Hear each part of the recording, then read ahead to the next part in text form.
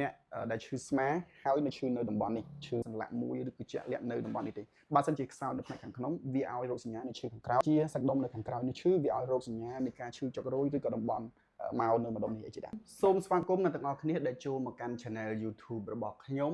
ថ្ងៃនេះខ្ញុំនាំអ្នកទាំងអស់គ្នាមកយល់និងមកដឹងអំពីករណីនៃការឈឺស្មានិងសាច់ដុំដែលពាក់ព័ន្ធដែលសំខាន់ជាងគេបំផុតនៅក្នុងការបង្វិលស្មានៅក្នុងការបត់បែនស្មាចំពោះករណីនៃការឈឺស្មា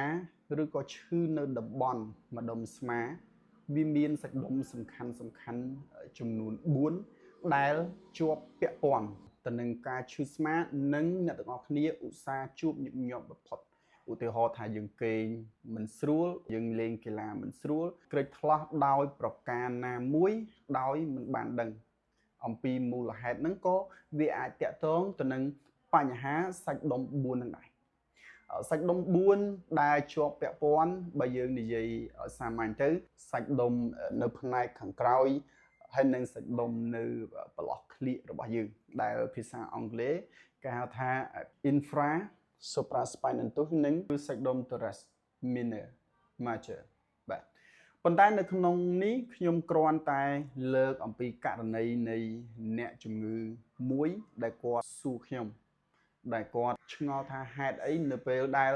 គាត់ទាញដៃមកខាងក្រោយមិនសូវមានកម្លាំងនៅពេលដែលគាត់លេងកីឡាហើយទាញបត់ទៅមិនសូវមានកម្លាំងនៅពេលដែលយើងធ្វើតេស្តបញ្ហានៃការឈឺស្មានិងឈឺផ្នែកខាងក្រោយរបស់គាត់នឹង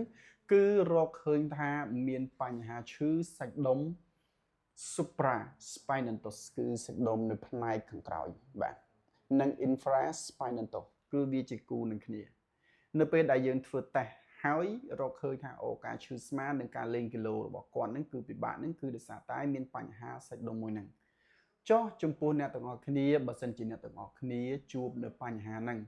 នៅឯផ្ទះអ្នកទាំងអស់គ្នាគឺធ្វើយ៉ាងម៉េចជំរើសដែលខ្ញុំឲ្យអ្នកទាំងអស់គ្នាជ្រើសរើសទី1អ្នកទាំងអស់គ្នាអាចធ្វើលំហាត់ប្រាណទី2បើសិនជាសាច់ដុំនឹងវាខូចគុណភាព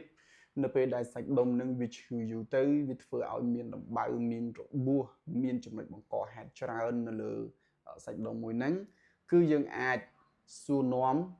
អំពីអ្នកព្យាបាលដោយចលនាតាមអ៊ីនធឺណិតក៏បានបើសិនជាយើងពិបាកទៅជួបគ្រូពេទ្យព្យាបាលដោយចលនានៅក្បែរលោកអ្នកបន្ទាប់មកទៀតយើងអាចសួរនាំអំពីពេទ្យប៉ុន្តែជំរើសនៃការលេបថ្នាំខ្ញុំមិនណែនាំឲ្យអ្នកទាំងអស់គ្នាប្រើទេគឺជំរើសហ្នឹងគឺជាជំរើសបន្តមកទៀតនៅពេលដែលយើងធ្វើអីមិនធូរចំពោះការឈឺស្មាជាទូទៅបើតាក់ទងទៅនឹងបញ្ហាសាច់ដុំគឺយើងអាចដោះស្រាយបានទៅតាមលំហាត់ប្រាណអាចដោះស្រាយបានទៅលើ trigger point release ដែលយើងខ្មែរយើងនិយាយថាសកត់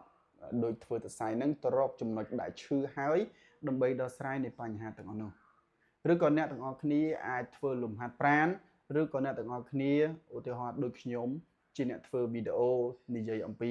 ការឈឺស្មាអ្នកទាំងអស់គ្នាអាចសួរនាំខ្ញុំតាក់ទងទៅនឹងលំហាត់ប្រាណមួយណាដែលអាចដោះស្រាយអំពី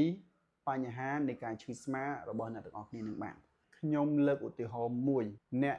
ដែលឈឺស្មាហើយនៅឈឺនៅតំបន់នេះឈឺពីខាងក្រោយហើយឈឺមកតំបន់នេះគឺចាប់ផ្ដើមឡើងដោយការឈឺសាច់ដុំ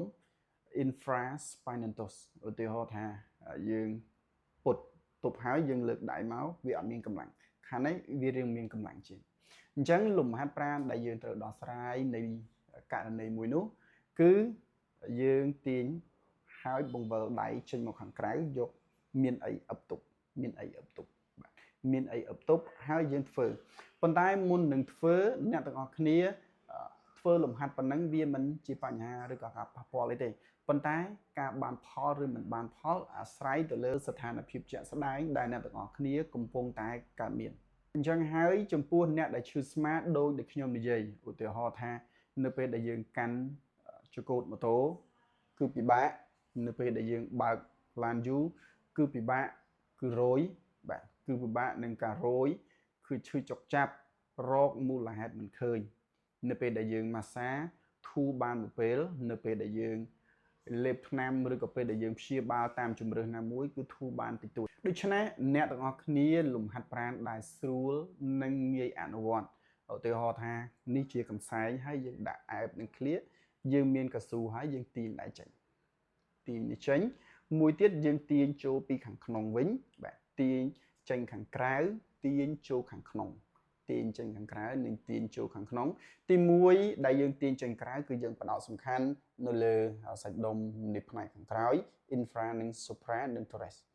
និងទាញចូលខាងក្នុងយើងផ្ដោតសំខាន់សាច់ដុំនៅប្រឡោះក្លៀករបស់យើងនិងសាច់ដុំទ្រូងដើម្បីជួយទប់លំនឹងនិងទី2អ្នកទាំងអស់គ្នាឧទាហរណ៍ថាយើងដាក់ជាប់នឹងប៉ុណ្ណេះហើយយើងលើកដៃឡើង